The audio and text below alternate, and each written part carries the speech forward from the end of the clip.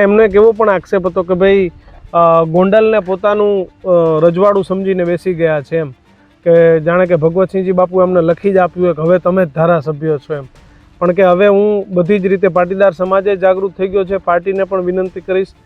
તો ખરેખર આવું છે? તમે તમારું સમજીને બેઠા છો ગોંડલ કે ભાઈ અમે જ અહીંના ધારાસભ્ય છીએ? એ તમે ગોંડલની જનતાને આ પ્રશ્ન પૂછો. ગોંડલના લોકો સ્વયંભૂ તમને કહેશે.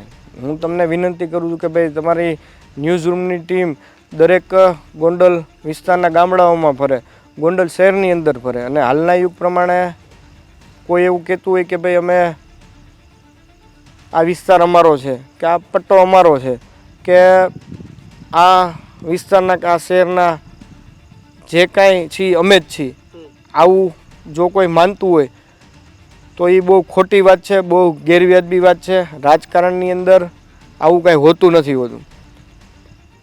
લોકો જેને સ્વીકારે, લોકોને જેનામાં પાત્રતા દેખાય એને લોકો ચૂંટી કાઢતા હોય છે, લોકો જ તે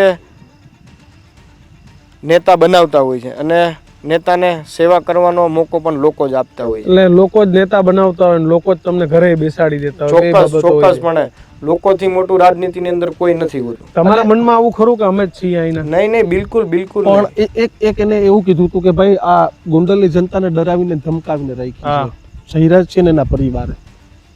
હું તમને એ જ કહેવા માગું છું કે ભાઈ તમે સર્વે કરો, તમે ગોંડલ શહેરની અંદર તમારી ટીમ ઉતારો. ક્યાંય પણ તમને લોકો એમ કે ભાઈ ગણેશભાઈ અમારી જમીન લઈ લીધી, અમને હેરાન કર્યા, અમને ત્રાસ આપ્યો, અમારા પરિવારને ખોટી રીતે ડિસ્ટર્બ કર્યો, અમને ધંધો ન કરવા દીધો, અમને વેપાર ન કરવા દીધો, આવું કોઈ કહે તો તમે ચોક્કસ તમે એમનો મંતવ્ય, લોકોનો મંતવ્ય તમે જાણો. અને જો ક્યાંય પણ આવી કોઈ બાબત હશે, કદાચ ક્યાંય મેં આવું કૃત્ય કર્યું હશે તો એ 100% સામે આવશે જ. એમાં ક્યાંય તમારા કે મારા ઢાંકવાથી ઢકાય નહીં.